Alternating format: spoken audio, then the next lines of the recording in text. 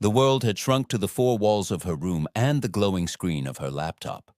For 10 hours, Ilara had been wrestling with spreadsheets that seemed to multiply in the dark, her shoulders permanently hunched, her eyes gritty with strain. When she finally closed the lid with a definitive snap, the silence felt heavy, oppressive. She needed air. She needed movement. She needed, with a sudden fierce longing, to go to the park. Not for a walk or to sit on a bench. She needed the swings.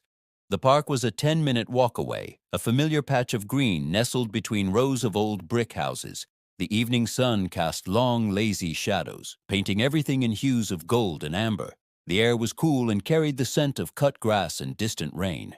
A few dog walkers dotted the paths, and a group of teenagers were clustered around the picnic tables. But the playground was quiet, save for a mother gently pushing a toddler on a bucket seat swing. Ilara made a beeline for the empty set of adult swings at the far end. The chains were cold and solid in her hands. She sat on the rubber seat, the familiar curve a perfect fit.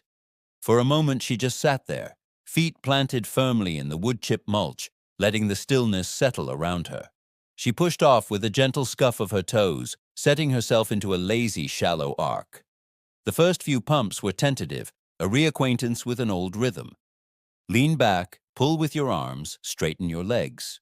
The swing obeyed, carrying her a little higher. The air began to whisper past her ears. She did it again, putting more of her body into it, feeling the muscles in her core and thighs engage. Lean back, pull, legs straight.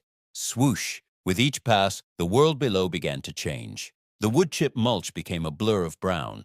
The horizon tilted and righted itself in a dizzying, delightful dance. She was rising above the park bench, above the head of the oak tree, her view expanding with every pump of her legs. Soon she was flying. At the apex of each swing, for a single breathless moment, she was suspended.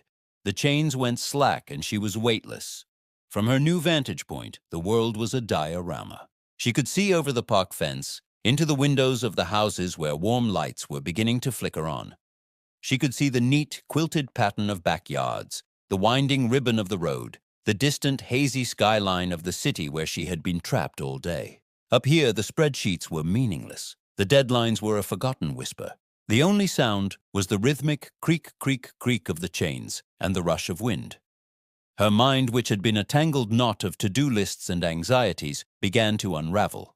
Thoughts came and went like passing clouds. She remembered being 8 years old, on this very same set of swings, convinced that if she pumped hard enough, she could loop all the way over the top. She remembered the feeling of jumping off at the highest point, the thrilling terror of flight before the jarring, triumphant landing in the soft dirt.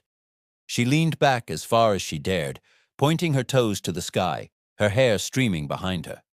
The sky was a deepening canvas of violet and orange, and for a moment she felt a part of it, a human pendulum between the earth and the heavens. She closed her eyes, trusting the rhythm, the motion, the simple primal joy of it. This was freedom. Not the complicated adult kind you had to schedule and pay for, but the pure, unadulterated kind that came from a set of chains and a willingness to let go.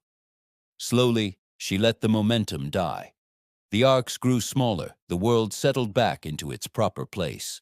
The swoosh became a sigh, and finally she was still again, her toes dragging trenches in the mulch. Her heart was pounding, but it was a good, clean exhaustion. The gritty feeling in her eyes was gone, replaced by the cool evening air. The tension in her shoulders had vanished, replaced by a pleasant, muscular ache. She stood up, her legs a little wobbly, the way they always were after a good swing. The park was darker now, the streetlights casting pools of orange on the path. As she walked away, she glanced back at the swings, now still and silent. They were just a piece of playground equipment again. But she carried the feeling with her, the weightlessness, the expanded view, the quiet rhythm. The city skyline in the distance didn't look like a prison anymore. It was just a collection of lights, small and manageable from the right perspective.